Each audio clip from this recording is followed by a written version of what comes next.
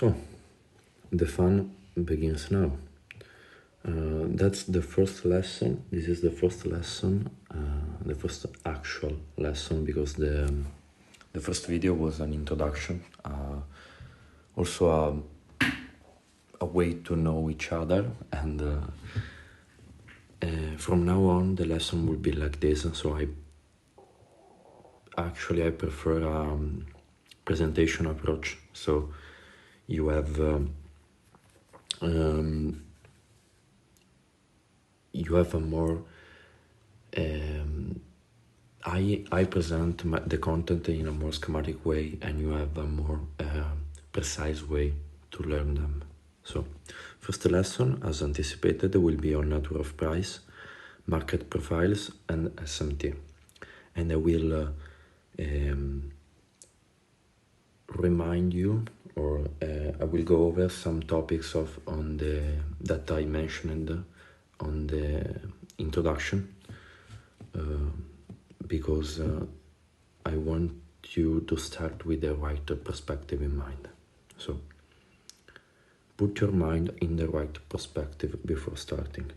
And that's actually a thing I struggled with for a long time, and but I was able to find a light at the end of the tunnel.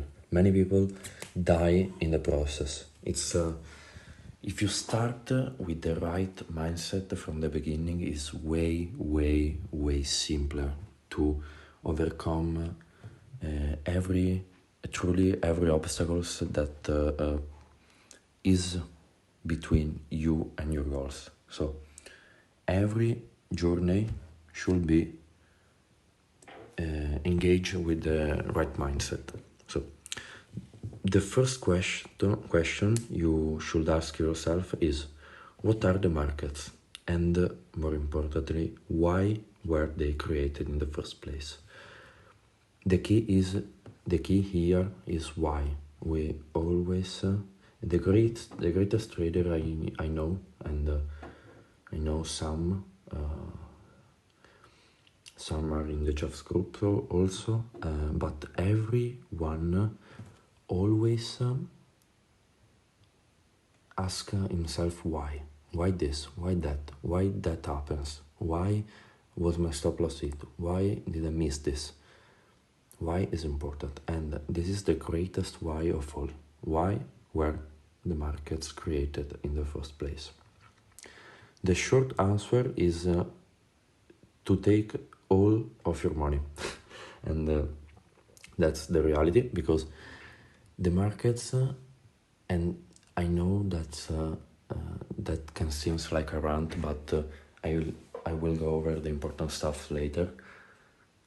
But this is essential, because you will trade with the right perspective in mind. So the markets is a powerful machine, a powerful way, and not so obvious to most people, to move money in the global economy. And since the 1700, where the first stocks exchange, and go over these topics, it's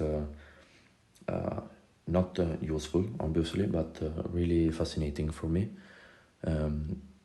The first company to be listed publicly, the first contracts, futures, to speculate on agricultural products, were always created to make money circulate.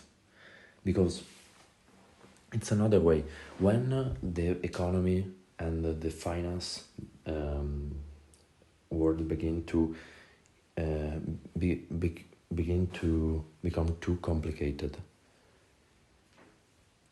the people that rule this thing needed to figure that out, a way to move money more efficiently in the global economy. And that's a way. So over time, obviously, more types of financial instruments will be created, and that's why. But the market is a perfect place to lose all of your money. Simple. And it's really, really well designed to do so, because every single price fluctuation is designed to fuck you. And I recently tweeted about this, but if you are trading for at least 2 months, I say, there was at least one time probably that you were very, very, very frustrated because price seems to always run against you, to always try to trap you in some sort of pattern, you see, or that's because price fluctuations, not movements or direction, fluctuations are the biggest thing that fucks many traders, because it's amazing how you see in price action things that are not there, and that's a human psychology. Another fascinating thing, but I will go over this. So the markets are controlled. That's an important thing to keep in mind, but not how the general public think. ICT, Michael talks about the IPTA, so the Interbank Price Delivery Algorithm, and many people think that every single price movement is controlled. Actually, if it was like this, it would be like discovered many years ago, and the way it is controlled must not be so obvious to remain legal, to remain doable, let's say like this. So actually, in which way the market is controlled, and some market in a different way than the other, because for example a stock, Apple stock or the Nasdaq, if you notice, moves different than gold or soybeans or than a forex pair, because the true supply and demand of that product is more or less relevant. For example, the supply of gold is real. People, states, businesses needs gold, for example gold, but they don't need euro versus yen. So the forex market is one of the most controlled one, and it for this reason is the one of my favorite and one of Romeo's favorite, because if you understand how it is controlled, then it's pretty easy to anticipate it. But it is controlled in a constructive way, so the movements of price are timed, and the price is moved by buyers and sellers, so institutional buyers and sellers, and retail in the smallest part, because we make up only 6% of the total market participants. So, but it is moved by buyers and sellers, but they can't actually go beyond the anticipated and chosen level by smart money. So they keep price in range in a specific time, price range for a specific time period. At a specific time they release and they sponsor, and in the market profile section I will go over this. They sponsor the price movements, and if you go into your chart, you will see that at a specific time almost every day price start to rally for no reason. That's why they sponsor to bring price to a certain level of interest for their business. In the long run, so on the higher time frames, like on the monthly, obviously price is moved by fundamental reasons and global interest, and it is all engineered. Intraday and intra-week, it is 100% more controlled, because it's important how price closes at the end of the week or at the end of the day. It is a big range day. Nobody cares if price in a week go up, down, up, down, up, down, down, and then close it at the same price level. That's why they can play inside the interweek time frames to speculate on that market. Also, you know that, and I will elaborate over this, but economic news events are used to accelerate the delivery of price to certain levels. So, smart money don't care about us as liquidity, don't care about our stop loss. They did what they did. They provide the liquidity to the marketplace. They are liquidity providers. If you search on internet, they exist, and it's a job. So there are big center that provides liquidity to the more illiquid market, and this is a role of smart money. And the market makers, they also manipulate price to make money, to speculate like us in a different way, but that's their objective. If we are on the wrong side of the market, we are simply standing in the way. They are not coming after us. They are on their own path. So let's coming to the end of this rant to prepare you, to put you in the right perspective. Why a time-based chart? Well, after all this speech, a time-based chart is obviously the only way to see the market's behavior by the price scale, the price perspective, and the time perspective, because pattern happens on the price scale and on the time scale. When you blend the two, you get a pretty good result. And this will be what I will teach you, and what Romeo and ICT talking about. So everything else added to a time-based chart is extra. I'm not saying it is useless, but is extra. So unlike ICT, I don't shit on volume profile. I don't use it, but I don't shit on footprint charts. I don't shit on DOM, depth of market.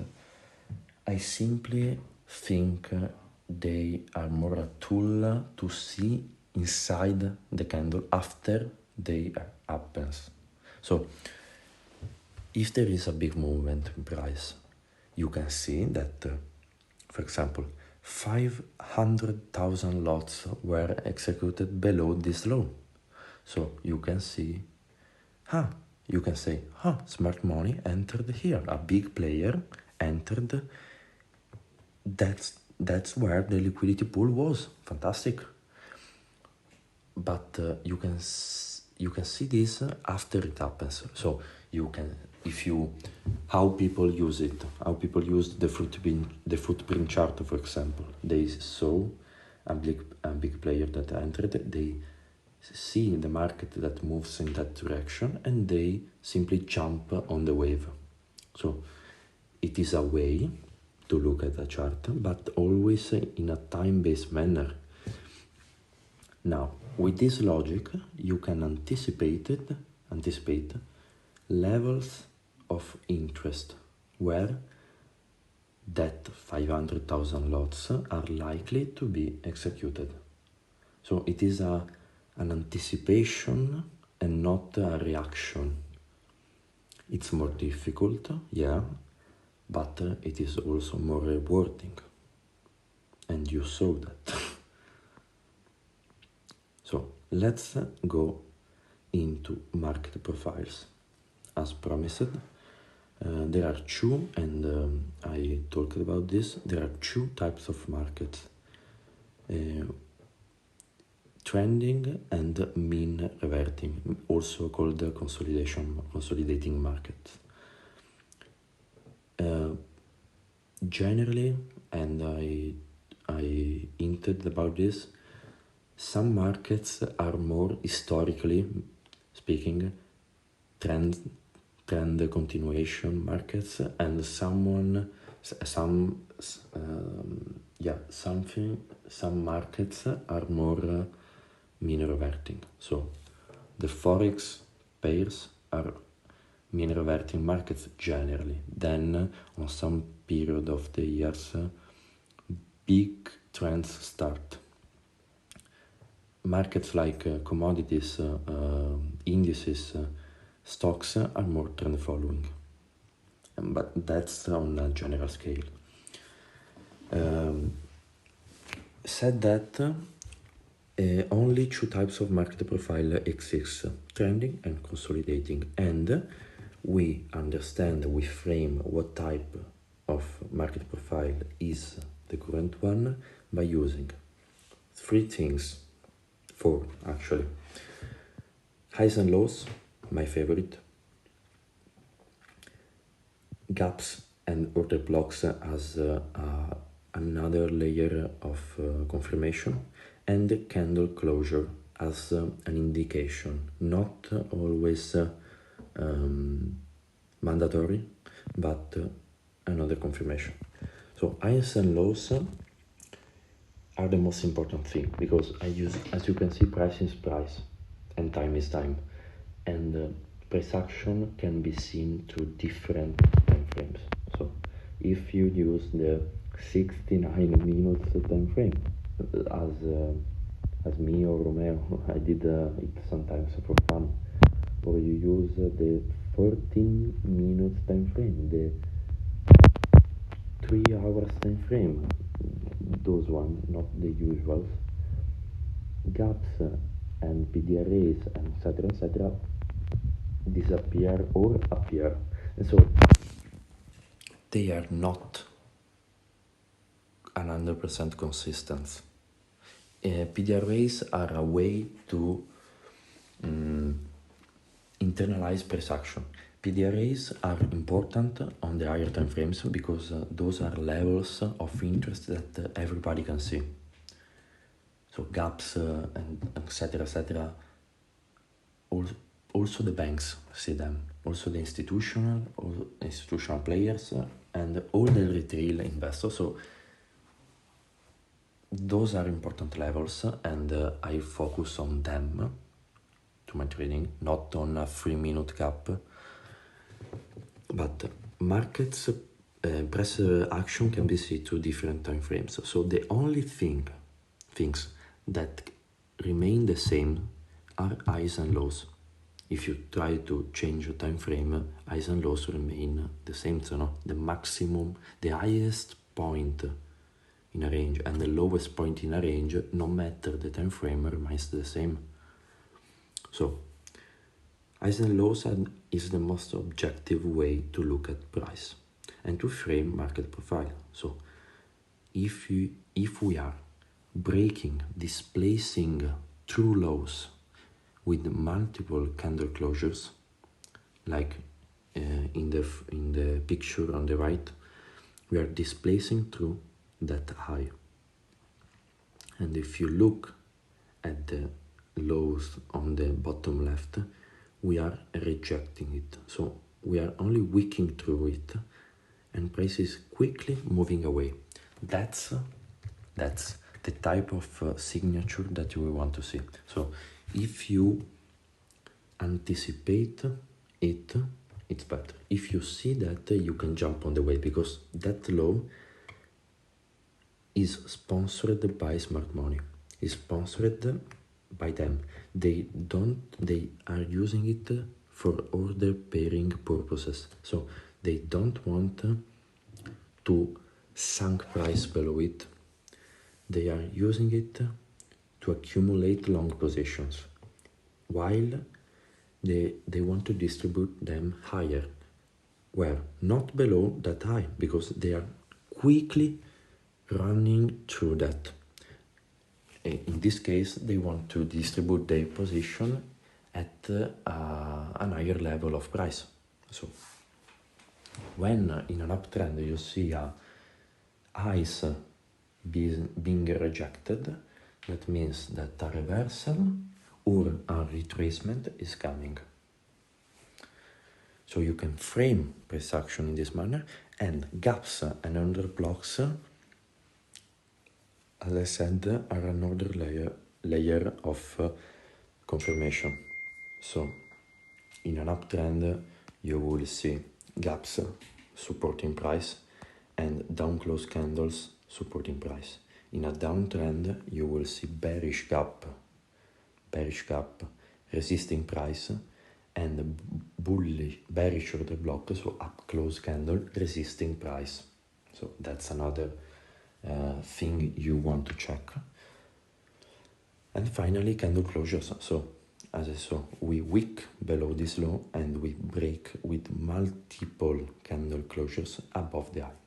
As I said, this is not a give or take thing, 100% holy grail, because some soups are deeper than others, and so it's an indication. Let's say like this.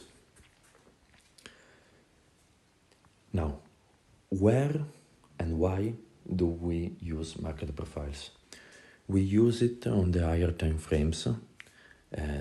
Now, higher time frame depending on which candle we want to trade, and I will expand on this topic later. But we frame the market profile on the higher time frame to develop a directional bias, a general directional bias that will be confirmed and refined through other systems. In the next lesson I will go over this. But on the higher time frames to develop a directional bias. Also on the lower time frame to frame a potential, and also on the higher, to frame a potential entry or exit point. So if we are on an uptrend, we want to buy the dips below the low. So we know that at higher time frame PDRA, if there is a resting liquidity pool, that's a potential level for us to enter, and a potential level for us to, we don't exit at a random level, we exit above high in an uptrend. And there are specific hikes and lows to consider. Also, and that's more advanced, but market profile helps us also to identify the potential stop loss placement. What I'm saying?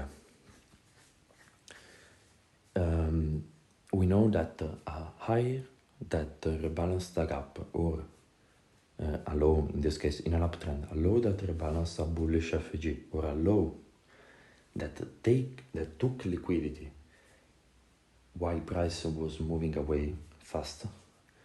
Those two types of lows are protected lows, also called intermediate term lows. So when there is a consolidation, if we expect a bullish start of soup to happen, we look to the left. If there is a trusted low, to put our stop loss on. So a level in price, a low, that is not likely to be reached before our drawn liquidity is met, and pounder of this. It is one of the way Romeo taught me to put the stop loss. In level 1, he hinted at this, and he expanded on it later. Finally, and I wanted to incorporate SMT in this lesson because it is highly connected to market profile. What is SMT and how to use it? SMT, and I will dive again into history lesson, but SMT, or Smart Money Tool technique, is a way of determining accumulation and distribution in one asset rather than the other. It is not an ICT concept.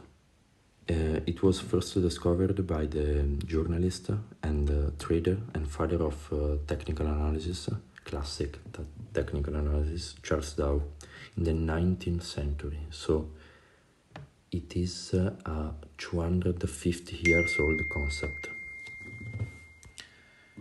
Charles Dow was the one that the Dow Jones index took the name from, so not the first guy on the street, and he watched correlated asset and noticed that sometimes, in general at the reversal points, while one asset put in a lower low, the other failed to do so, and that sometimes caused a reversal or a retracement, a change in the direction. Now, used by itself is a waste of time, but used in the right context and at key levels at the right time, it's a powerful tool. It's a powerful confirmation tool. It is not always needed, and you will understand why when you truly digest what an SMT is. An SMT is simply an indication to us of where, not if, where smart money, because smart money are always involved, but where are they more exposed to long position rather than shorts. So the stronger asset, and this is a photo of a recent price action on euro and pound. So the above chart is pound dollar and the below one is euro dollar. In this case, pound created a lower low, while euro failed to do so. In this case, we prefer to long euro because it is the stronger asset. But why it's the stronger asset? Always ask why. It is the strongest because smart money is accumulating long position in both, but more in euro. In the leg down in both assets, they are selling short and going into drawdown to bring price at a certain level, and that's new.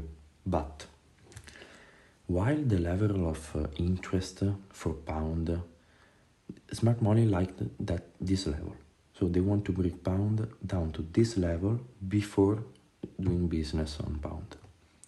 Euro, for them, it was more than enough, more than enough discount at this level. They don't need to bring euro down here. What this indicate to us? That euro is in a favorable position to long because it's at a discounted price rather than pound in this situation. We simply ride what they are doing. So if they are showing this, we are with them. Simple.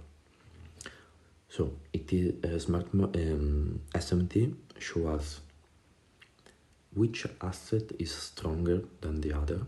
And I forgot to mention this, but SMT, we check for SMT between highly correlated asset. So Nasdaq and gold are like 35% correlated. We don't look for SMT between gold and Nasdaq. We want a 85 or more percent correlation, because you can go crazy looking for SMT between interest rate and dollar, for example, or treasury bonds and euro, but you will never enter this loophole. So focus on highly correlated pairs, S&P 500, Nasdaq, with the Nasdaq. Let the Dow away. Euro, pound and dollar. Dollar obviously is inverted correlated to euro and pound. And gold and silver. Focus on this. Bitcoin, Ethereum. Let's stick to the basic one. But the important thing, and this keep notes on this one, SMT allow us to know, once the SMT is confirmed with a close above or a close below, let us know with the highly percent probability that a certain level in price won't be touched. So SMT creates equal lows, and I want only to long with the equal lows present when there is an SMT on. I want only to short with equal highs present when there is an SMT between them. So equal lows are created with the SMT on the other pairs, and when equal lows are created on the pair that create equal lows, a rejection block is tapped while the other pair took the low. So SMT create equal lows and equal highs. Left SMT leave gaps unfilled. SMT is the reason for a true breakout of the range. Let's take, for example, today's price action. Mark Monday's range on euro and pound. Pound took Monday low and then reached Monday high. Euro, simply with an SMT at the lows, is breaking out of Monday range.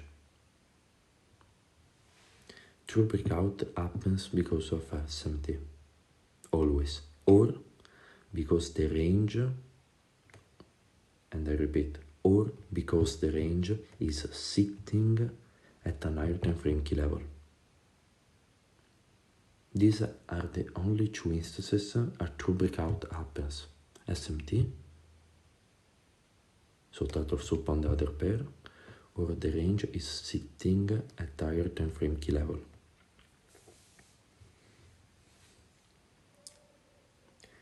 So I want to repeat myself.